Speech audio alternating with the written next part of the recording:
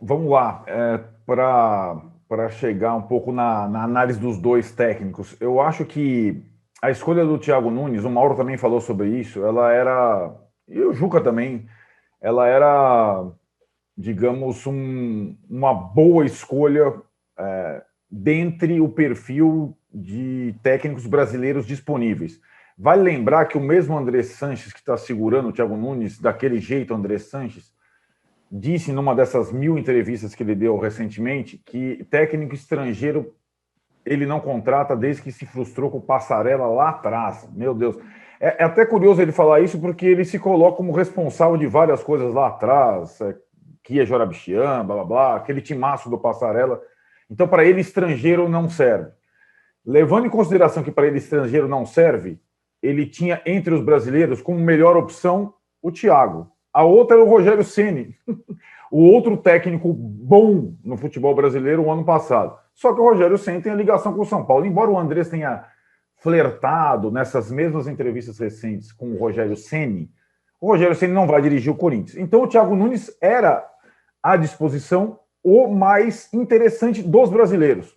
Esse é o ponto. O Palmeiras também procurou um outro técnico. Aliás, o Palmeiras procurou um outro técnico antes do Luxemburgo e era um estrangeiro, Sampaoli. Aí, assim, as minhas comparações, depois de empossados os treinadores, são as seguintes.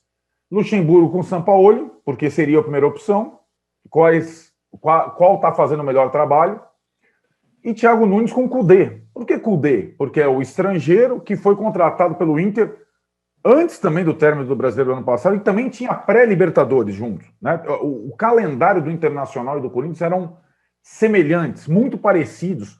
E a questão deles não terem assumido, mesmo contratados no final do ano passado, tendo um tempo de analisar o terreno, também aproxima esses dois treinadores. E hoje a gente vê o Kudê classificado na Libertadores, líder do Brasileiro, e o Thiago Nunes nessa situação toda.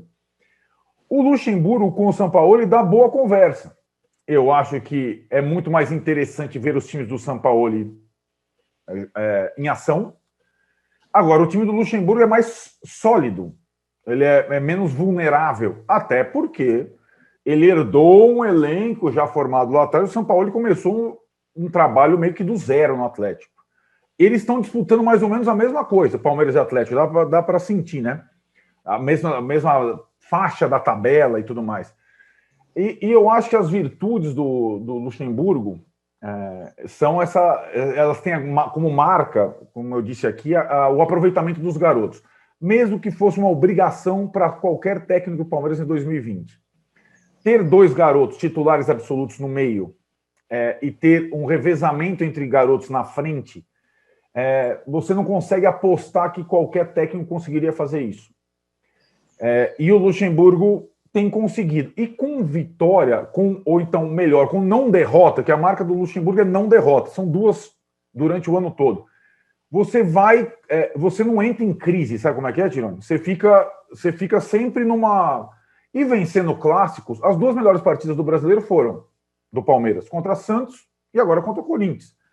Isso vai dando automaticamente uma confiança aos moleques, aos poucos. Você consegue até recuperar Lucas Lima, é o que está acontecendo aos poucos. Então, o resultado vai te dando um pouco de margem. E nós vamos discutir isso no bloco o bloco seguinte do descolamento do Flamengo, óbvio, entre os demais times do Rio de Janeiro. Eu vejo que aos poucos o Palmeiras, na minha opinião, caminha para o descolamento entre os paulistas, como aconteceu nos últimos anos. Você tem o São Paulo ali na mesma, um ponto à frente, mas é uma classificação meio ilusória, né? Convenhamos. O São Paulo, de 9 partidas do Brasileiro, fez 6 em casa. É uma baita distorção. O Palmeiras tem um jogo a menos e fez partidas fora e dentro. Então me dá a impressão que daqui a pouco tem, assim como lá no Rio de Janeiro, o descolamento do Palmeiras dos demais. O Arnaldo, fala, Juquinho. Você podia me responder uma questão? Diga.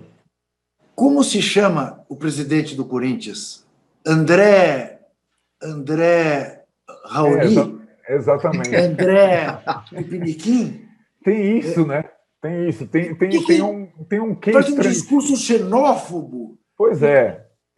Não, e pouco aplicável à realidade. E agora, assim, o que acontece com o Andrés passando e o Corinthians e o Thiago Nunes? Como substituir o Thiago Nunes? Por quem, num final de mandato, se não pode ser estrangeiro, entre aspas, e não pode ser o Rogério Ceni por outras... Quem? Me diga, um nome. Não tem.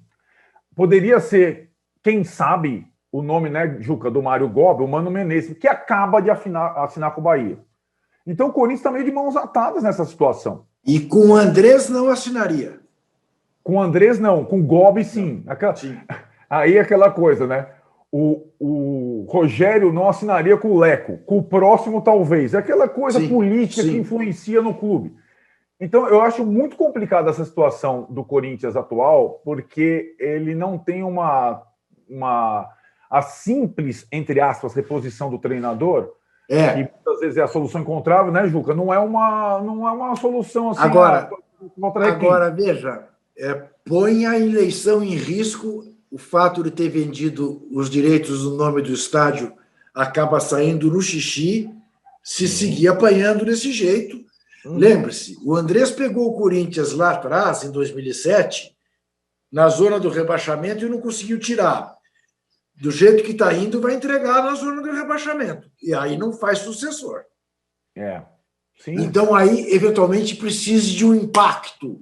Às vésperas da eleição, tira o Tite da seleção brasileira. Ou traz o Guardiola, tira do Manchester, entendeu? Vai chegar numa situação assim, limite. Porque tá feia a coisa. Qual?